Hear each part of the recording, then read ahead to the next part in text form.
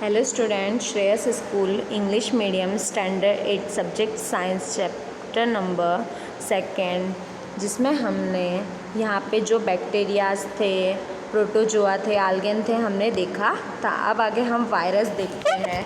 Virus are also microscope but are different from the microorganism. They however reproduce the only inside the cells of the host organism, which may be a bacterium, plants or animal. The sum of the virus are the shown in figure 2.5. The common elements like cold देखने को मिलता है ना, तो fungus हो जाता है, flu हो जाता है, एंड द मोस्ट द तो यहाँ पे कॉजेज देखने को मिलता है, तो जो हो जाता है जिसमें सीरियस डिसीजेस हो जाते हैं, है ना।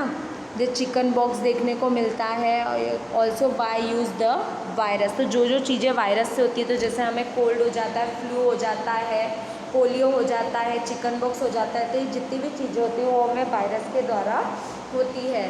तो ये वायरस की जो डिसीजेस है लाइक डायसेंट्री एंड मलेरिया, तो ये मलेरिया होता है, प्रोटोजोआ होता है ना। तो ये जितनी भी टीबी की बीमारी होती है, तो हमें जितनी भी चीज़ें बीमारी होती है वो किसके थ्रू होती है, वो वायरस के द्वारा होती है। You have the learn about the some this are microorganisms. तो हमने आगे की क्लास में जो 6 में और 7th में पढ़ा था कि कौन कौन सी बीमारियां हमें होती है। तो यहाँ पे आपको देखिए बैक्टीरिया बताया गया है कि बैक्टीरिया होता है।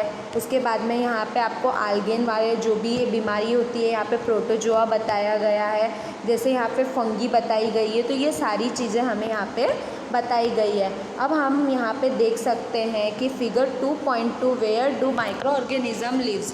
तो माइक्रो ऑर्गेनिजम्स में be a single cell like a bacteria, some algae and protozoa, है ना।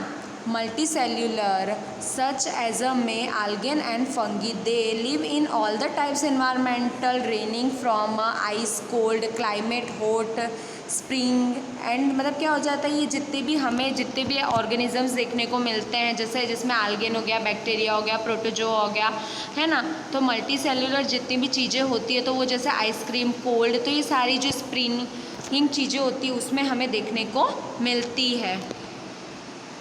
एंड डिसर्ट्स टू मेशरी lands, they are also the found inside bodies of animal including the humans. Some microorganism grow on the organism will the other exactly।